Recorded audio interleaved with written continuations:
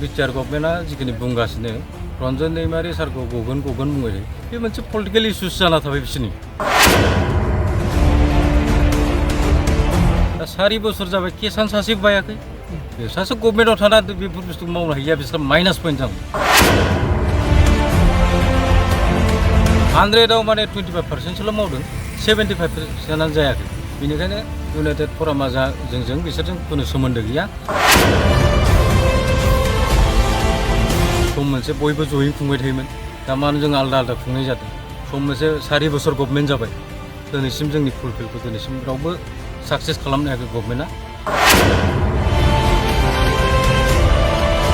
दाथ' सैथो बारु उदालगुरियाव खुंगोन उदालगुरियाव खुंनाय आरो बेयाव खुंनाय बहुत पार्थक्य दं मुंख्लंआलाय मुंख्लं बिसिनाबो मुंख्लं जोंनियाबो मुंख्लं मोनसे समाव बयबो ज'मोन नालाय दा बिसोर गभर्नमेन्टलि सिस्टेम खुंनो नागिरदोंमोन गभर्नमेन्टलि खुंनायाव बिसोरहा माने बहुत किसुमान माबायाव मा होनो थाखा फैसानि बहुत गोनां दं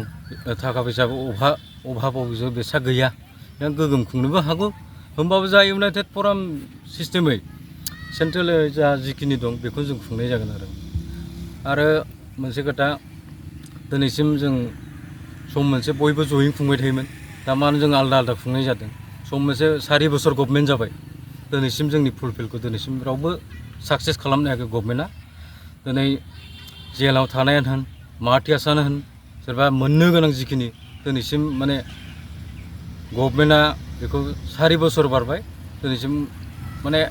100आव माने 25%सोल' मावदों 75%आनो जायाखै बेनिखायनो इउनाइटेड फरामा जोंजों बिसोरजों खुनु सोमोन्दो गैया जा जोंनि एक्सट्रा खुंगोन गतिके रायजो राजा जोंखौ बहुत सापर्ट होदों बयबो बेयाव लैहोर फैगोन आं बेखौ आसा खालामो इउनाइटेड फरामनि जानानै नोंथाङा जोंहा मानगोनां रन्जन दैमारि बिथांखौ गसिगोन बेफोरबायदिखौल' खोनानो मोनबाय थायो बेनि सायाव मा बुंगोन बेखौथ' दिनैसिम गभर्नमेन्टआ बिटिआर गभर्नमेन्टआ जिखिनि बुंगासिनो रन्जन दैमारि सारखौ गगोन बुङो बे मोनसे पलिटिकेल इस्युस जाना थाबाय बिसोरनि दै माने बिटिआर गभर्नमेन्टनि जिखिनि रन्जन दैमारिनि सायाव बेखौ पलिटिक्स गेलेबाय थानानैसो बिसोरो मोनसे गेमसो गेलेबाय थादों माने दा 4 बोसोर जाबाय केसान सासेबो बायाखै दिनै जिखिनि मोननांगौ रिहेबिलिटेसन बेबो मोनाखै मार्टियार्स जिखिनि दं बेयावसो माबा ओइ नंगौ नङा गोदाव सोराव बखि फैलाबायो जोंनि गफुरफ्राव हयना नहय फैबा गासिबो रिहेबिलिटेसन सायाव मा बुंनो नागिरदों रिहेबिलिटेसन सायावसो दिनैसिम जिखिनि मोननांगौ माने मोनजोबाखै आरो माने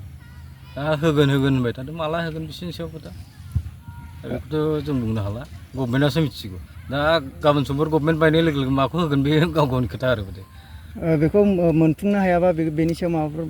बिनि मोनफुंनो हायियाव जोंहा जोंनि जिखिनि इउनाइटेड फराम सेन्ट्रेल दं माने जिखिनि गभर्नमेन्टजों रायज्लायनांगौ स्टेट गभर्नमेन्ट बा सेन्ट्रेल गभर्नमेन्ट बिजों रायज्लायगासिनो जोंहाथ' प्लास पइन्टआवनो दं बे सासे गभर्नमेन्टआव थाना बेफोर बुस्थुखौ मावनो हायिया बिसोर माइनास पइन्ट जागोन गिबियावनो दिनैनि बे बेलासि समाव जोङो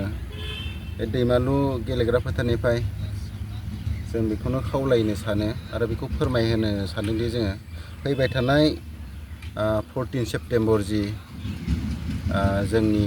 NDFBनि मुंख्लं सान बे मुंख्लं सानखौ जोङो बिश्वनाथ जिल्लानि सिङाव गहपुर हालामनि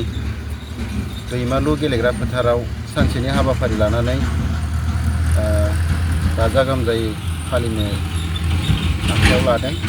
बेखौ जोङो सेन्ट्रेलाइजै फालिनो लादों इउनाइटेड फराम अफ एक्स NDFBनि जानानै NDFBनि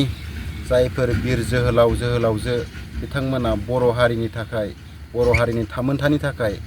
गावनि बिदा फंबाय बिमा बाय बाहागिखौ नागारनानै जिउ बाउसोमलांबाय बिथांमोनखौ मान बावनो जोङो आरो बिथांमोननि न'खरनि सोद्रोमाफोरखौ मान बावनो फैबाय थानाय जों 14 सेप्तेम्बरखौ बे जोंनि गहपुर हालामनि सिङाव दैमालु गेलेग्रा फोथाराव खुंनो थाखाय थाम थिम खालामनाय जादों जों गाहाय आलासि महरै जोङो मनेस्वर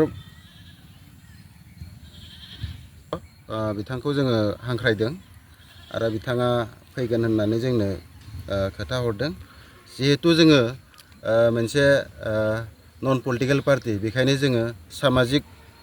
सामाजिक जाय समाजजों गोरोबना खामानि मावग्रा नै बिथांमोनखौ जोङो आलासि महराव लानाय जादों। आरो बबेनिफ्राय सोर सोरखौ हांख्रायनाय जाबावदों बेजों लोगोसे? जोङो बेयाव united forum of ex N D B हिसाबै जोंहा संकष्टु सदिया जोंनि जि जायगायाव बर' दङ बेयाव जोंहा मोनफ्रोमबो डिस्ट्रिक्ट कमिटि दङ आरो बे संकष्टु सदिया गासैबो डिस्ट्रिक्टनिफ्राय बेयाव पार्टिसिपेट खालामफैगोन डिस्ट्रिक्टनिफ्राय।